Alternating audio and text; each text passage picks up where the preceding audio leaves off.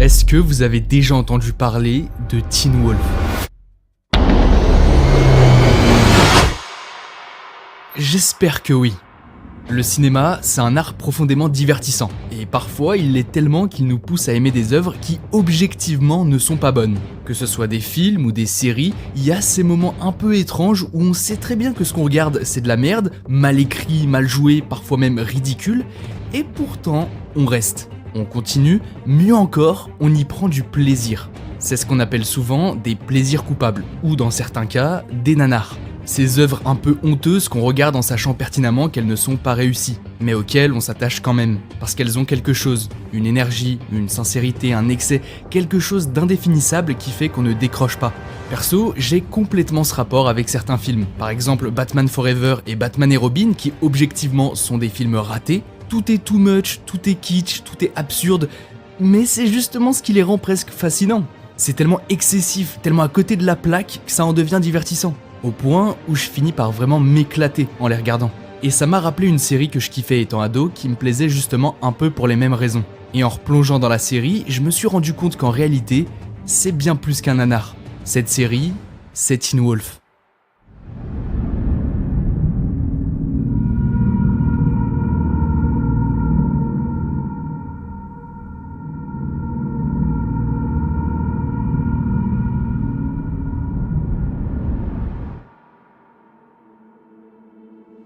Teen Wolf raconte l'histoire de Scott McCall, un ado tout à fait ordinaire, pas spécialement populaire, qui vit une vie assez banale dans une petite ville appelée Beacon Hills. Mais tout bascule le jour où en se promenant dans les bois en pleine nuit, il se fait mordre par une créature, et découvre peu à peu qu'il est en train de devenir un loup-garou.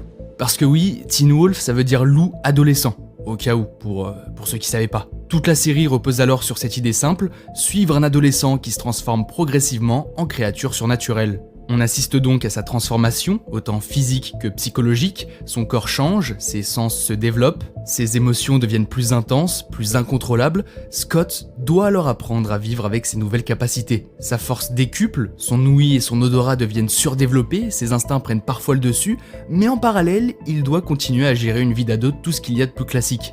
Aller en cours, maintenir ses relations, tomber amoureux de la nouvelle, se faire harceler par le beau gosse du lycée, faire des conneries avec son meilleur et seul ami nommé Styles Stilinski, qui est encore plus un loser que lui, etc., etc. Tout ça pour dire que Scott est constamment tiraillé entre deux mondes, deux identités. La transformation en loup-garou fonctionne alors comme une métaphore très claire du passage à l'adolescence. Les changements physiques, les pulsions, les émotions amplifiées, la perte de contrôle, tout renvoie à ce moment de la vie où le corps et l'esprit évoluent sans qu'on les maîtrise vraiment. La série raconte avant tout la difficulté de grandir et de trouver sa place entre ce qu'on était et ce qu'on est en train de devenir. Bref, des trucs vus et revus, cliché sur cliché, avec des éléments scénaristiques à la fois improbables et tellement prévisibles du genre comme par hasard, la meuf dont Scott tombe amoureux, Allison, fallait qu'elle soit issue d'une famille de chasseurs de loups-garous. Comme ça installe une sorte de relation à la Roméo et Juliette, deux personnages qui s'aiment mais que tout oppose. Teen Wolf, c'est littéralement une accumulation de tous les clichés imaginables de la série pour ados. Tout ce que tu peux associer de près ou de loin à ce genre-là est présent. Le lycée américain avec ses archétypes bien définis, le héros un peu loser mais attachant, le meilleur pote drôle et loyal qui est amoureux de la fille la plus fraîche qui se tape tous les mecs de la ville sauf lui, les rivalités, les secrets, les tensions amoureuses, les drames amplifiés, tout y est. Et le plus fou, c'est que la série ne cherche même pas à les éviter. Au contraire, elle les embrasse complètement. Et du coup, toi en tant que spectateur, t'es un peu bouleversé parce que t'es face à un projet qui te dit ouvertement que ce que t'es en train de voir, c'est pas le truc le plus original du monde, mais on s'en fout. Et du coup, soit t'arrêtes de regarder, soit tu continues. Et moi, j'ai continué. Parce qu'au fond, c'est une série qui fonctionne comme une sorte de concentré de clichés. Mais des clichés assumés qui participent à une sensation de familiarité. On sait où ça va, on devine ce qui va se passer, mais on continue de regarder. Parce que la série met toute son énergie à rendre ces situations engageantes, même quand elles sont complètement prévisibles. Et l'élément qui, selon moi, participe à rendre toute cette histoire encore plus engageante, c'est le lore qui est progressivement installé. Parce que si la saison 1 se concentre énormément sur ce que ça implique d'être un loup-garou, elle s'intéresse aussi aux loups-garous eux-mêmes.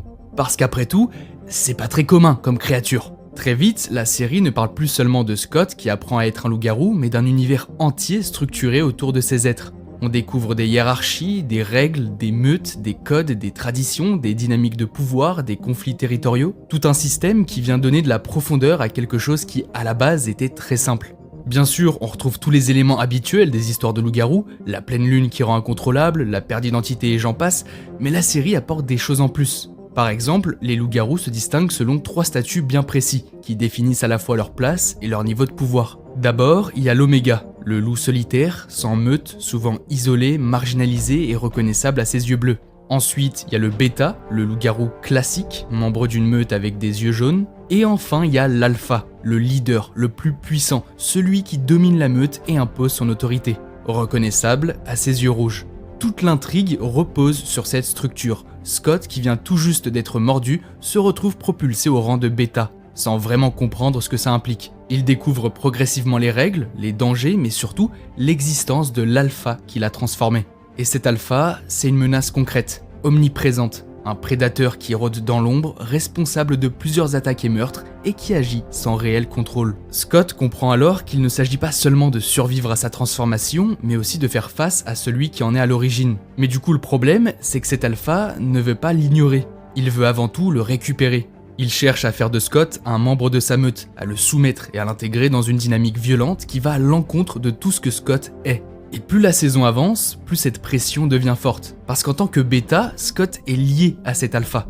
Il peut être influencé, manipulé, poussé à agir contre sa volonté. Du coup, le risque pour lui, c'est pas seulement de mourir, c'est de perdre le contrôle et de faire mal à ceux qu'il aime. C'est pour ça que son objectif, c'est de retrouver cet Alpha et l'éliminer. Non seulement pour protéger les autres, mais aussi dans l'espoir qu'en le tuant, il pourra mettre fin à sa propre condition. Comme si supprimer la source du problème pouvait effacer la malédiction.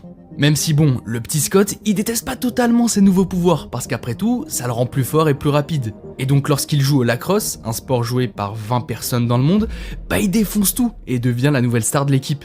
Grâce à ses pouvoirs, il peut aussi reconnaître des odeurs à distance, entendre des bruits imperceptibles pour les autres et capter des informations que personne d'autre ne perçoit. Et forcément, dans une série pour adolescents, ce genre de capacité ouvre aussi des situations plus légères, notamment dans ses relations sociales et amoureuses où il se retrouve parfois avantagé sans même le vouloir. Mais tout ça sert surtout à installer quelque chose de plus large. Parce qu'au-delà de cette énième histoire d'ado transformée en créature surnaturelle, la série utilise ce point de départ pour construire progressivement son univers. Et forcément, à partir de là, une question devient inévitable. Si les loups-garous existent, pourquoi seraient-ils les seuls ?